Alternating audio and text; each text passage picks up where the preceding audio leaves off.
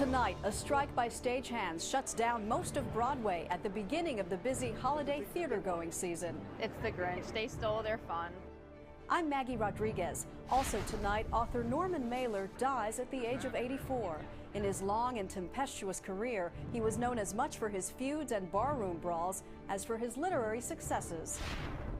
What to do about toxic electronic waste? We'll show you one major manufacturer's innovative plan.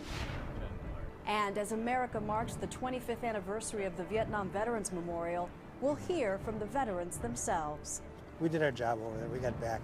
You know, some of us got back a little more broken up than others, but the heroes of that war are on that wall.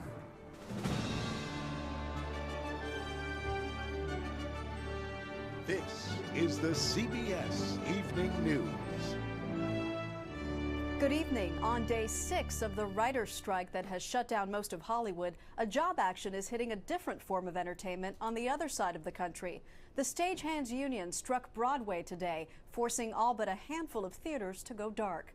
Michelle Miller has details.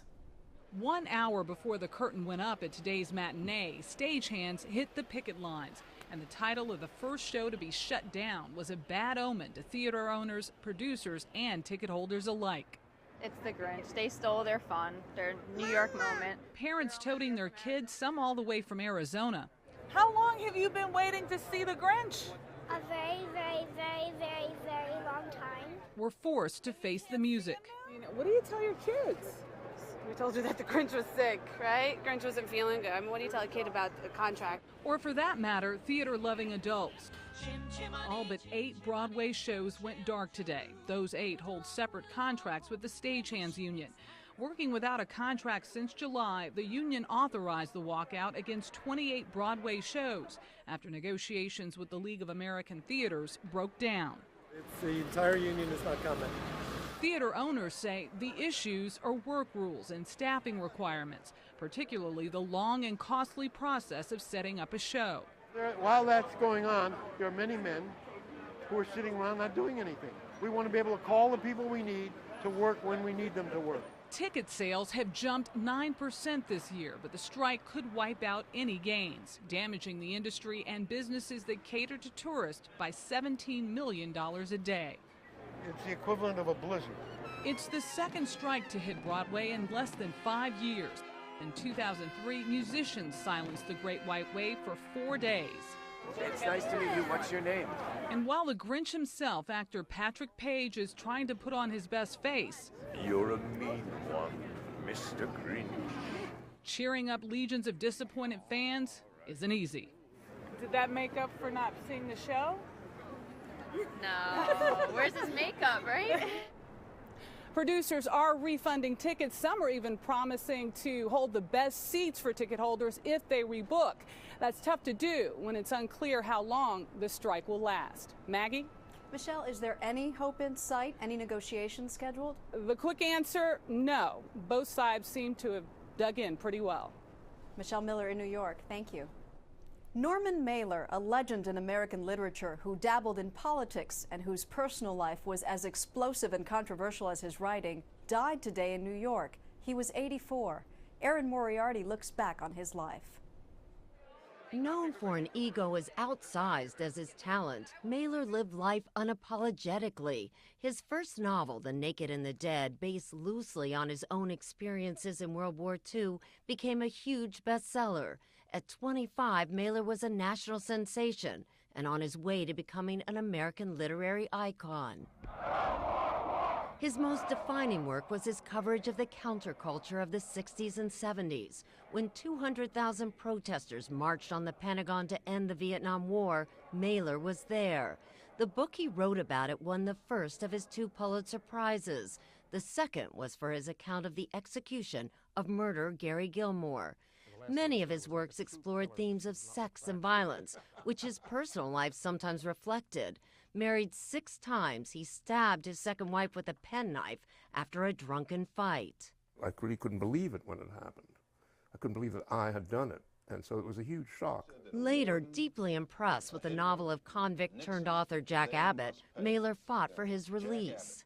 I'm going to gamble with the safety of certain elements of society to save this man's talent. Abbott won parole, but weeks later he killed a man and was sent back to prison. Mailer was vilified for his part in gaining Abbott's freedom.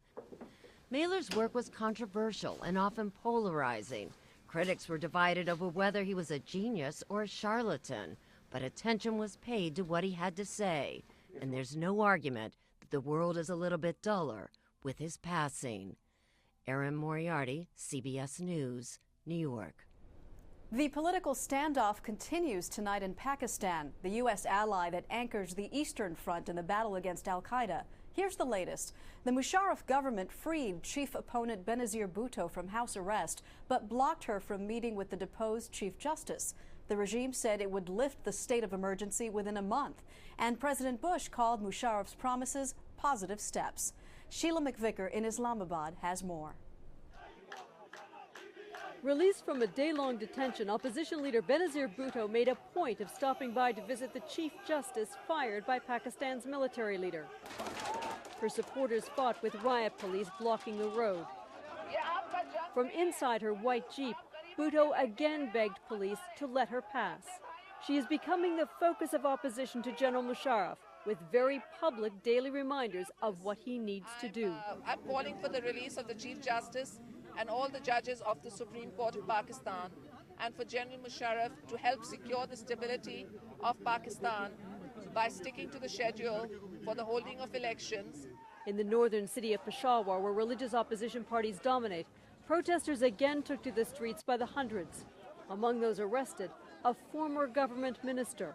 In spite of the thousands now in detention, including human rights activists and lawyers, the continued repression of independent media, and the failure to announce specific dates for elections, the Bush administration has so far failed to condemn Pakistan's military leader and seems unlikely to apply pressure by cutting aid, especially military spending.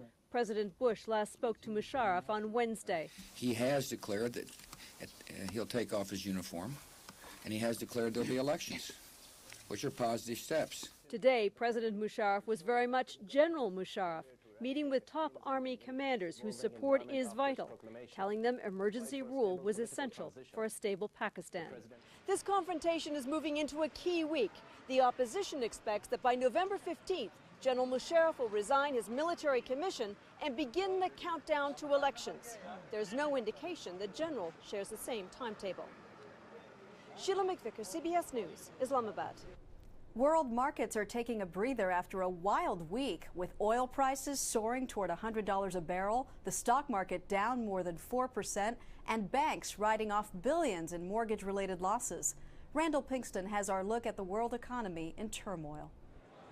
From Wall Street to Main Street, it was another week of bad financial news. And unlike past holiday seasons when consumer spending helped keep the economy afloat, we're in considerable difficulty at the moment. Economist Ben Steele of the Council on Foreign Relations predicts a consumer bailout this time is unlikely because of the falling value of real estate, the main source of consumer wealth.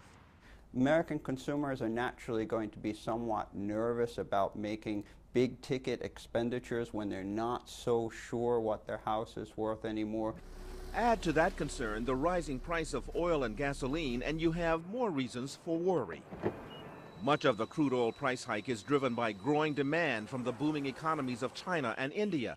But Steele points to another factor, the recent cuts in interest rates by the Federal Reserve. The Federal Reserve is really in a very difficult bind. Because the value of oil is measured in dollars, whenever the dollar drops, which is what happens when the Fed reduces the interest rate, the price for oil for Americans goes up. When they cut interest rates very dramatically by 0.5 percentage point on September 18th, oil prices soared immediately by about $4 a barrel. Despite that equation, many investors are hoping Federal Reserve Chairman Ben Bernanke will announce another interest rate cut at the next meeting in December. Your advice to the Fed about an interest rate cut is? Stop cutting. But that doesn't help the consumer. It doesn't help the consumer, but inflation certainly doesn't help the consumer either. The Fed is at risk of initiating an inflationary spiral that will result in much higher interest rates down the road. Of course, the really big winners from the oil price boom are oil companies and even some individual American citizens.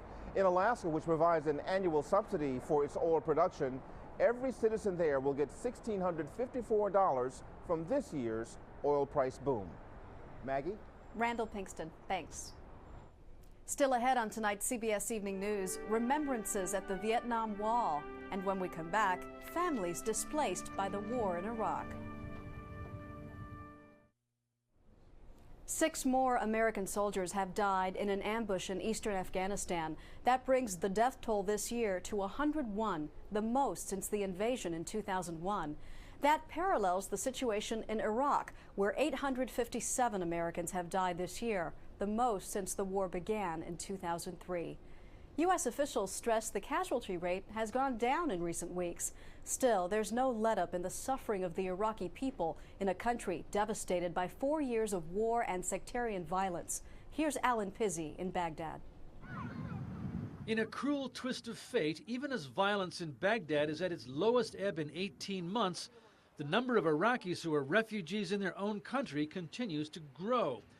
Eking out life in scrubland at the edge of the city, these families were displaced by the latest fighting in Diyala, forced to flee as U.S. troops battle al-Qaeda in Iraq. According to the Iraqi Red Crescent, there are now 2.3 million internally displaced people. 83% of them are women and children under the age of 12. Many haven't been to school in over a year, and now this. I'm worried about their future, Hussein Idam says. When children miss school, it has a bad effect, and it has happened to all the kids in my neighborhood. Survival parcels are the mainstay of life for people without jobs whose savings have been used up and who have little hope of going home. Aid workers say the family system that is the bedrock of Iraqi society is in some cases beginning to break down. Children now are the ones who are suffering. Those children have been abandoned by their parents because they can't care for them anymore.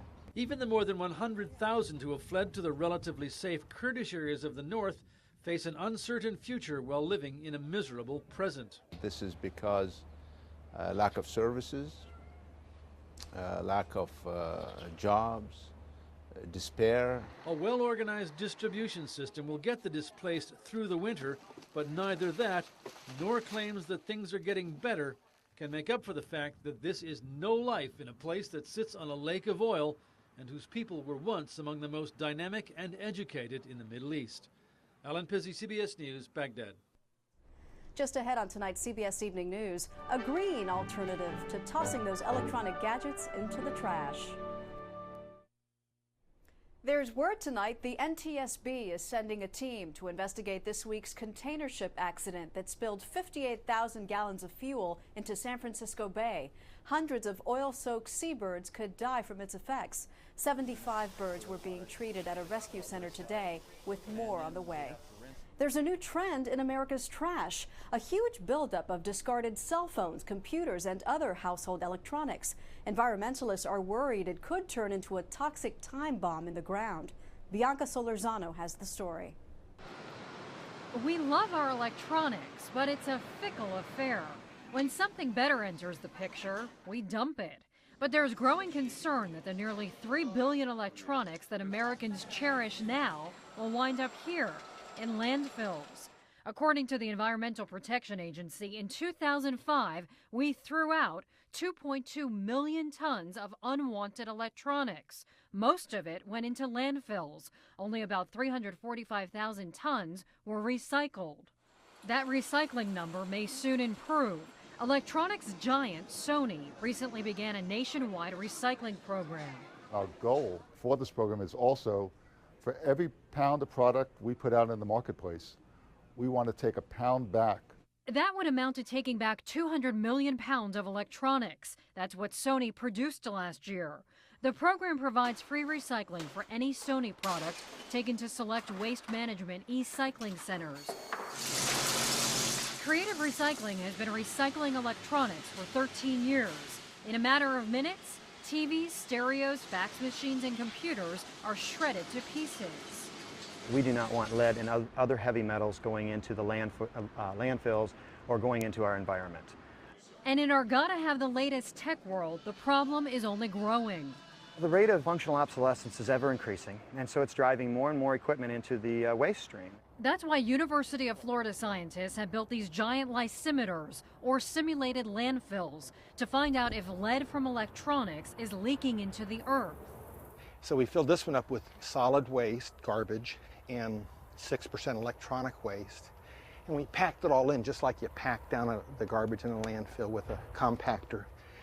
And then we trickle in water at the very top like it's rainwater. Then they collected the liquid samples. So our laboratory studies that we did showed the lead leakage from these was quite significant. The leakage was not as severe in field tests. Still, the EPA used this data to rule cathode ray tubes in TVs and colored computer monitors are considered hazardous waste. In the next 1,000 years, what's going to happen to this lead? We don't know. Experts believe these steps will prevent today's trash from becoming tomorrow's problem. Bianca Solorzano, CBS News, New York. It's farewell to a college football shrine tonight. The University of Miami Hurricanes play their last game in the Orange Bowl against Virginia. The 70-year-old stadium has been the scene of countless big games. But next year, the Hurricanes will move to Dolphin Stadium, and the city plans to tear down the Orange Bowl. Coming up on tonight's CBS Evening News, honor and memories as Americans observe the 25th anniversary of the Vietnam War.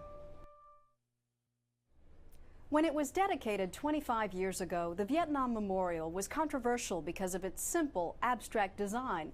But that very simplicity has touched and comforted millions of visitors who come to honor the more than 58,000 Americans killed or missing in Vietnam. A few days ago, we visited the wall and heard echoes of that long-ago war.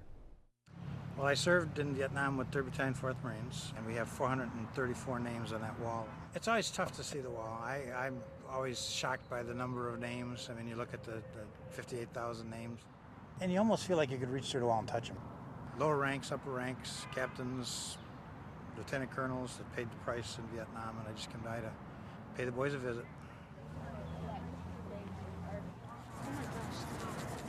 I'm just so grateful that, my husband returned, and it's just very difficult to see all those sons, husbands, fathers that weren't so lucky. We're from Ohio. We're with our school and we're looking at the names. We're looking for her grandpa. And we're honoring the people that served in this war. You know, like the kids that I went to school with, this boy was younger than we were, and he went over and got killed, right away. He wasn't there very long. And he was just a local boy, A lot of people died too young. There's 10 more. All I knew was that the country around me was so divided, and here were these young men going to put their lives at risk without the full support of the country behind them. And that's the biggest memory I have of Vietnam. Weldon Moss. Weldon Dale or Dean? Dale Moss, yeah. The story that was told when they had the funeral was that he had died saving a wounded soldier. That's what they said. They said that that's how he was, the personality he was, that he would do that. And my job in the Marine Corps was to pack up helicopter squadrons and send them off. And the first squadron I sent landed in Vietnam on the 10th of January, 1968, with 27 choppers. On February the 17th, there were 4 choppers left, 17 men left alive. I was supposed to go with them. A quarter of my senior class, the guys died. Those guys on that wall are our heroes. We did our job over there. We got back, some of us got back a little more broken up than others, but the heroes of that war are on that wall. And I think that those are the guys that need to be remembered. We'll be back. Finally tonight, a geriatric giant leap. 83-year-old former President George Bush joined the U.S. Army Golden Knights parachute team, jumping from a plane into a field in Texas, just in time for the rededication of his presidential library there. It was his 6th parachute landing. The first was in World War II, the most recent for his 80th birthday. That's the CBS Evening News. I'm Maggie Rodriguez in New York. Good night.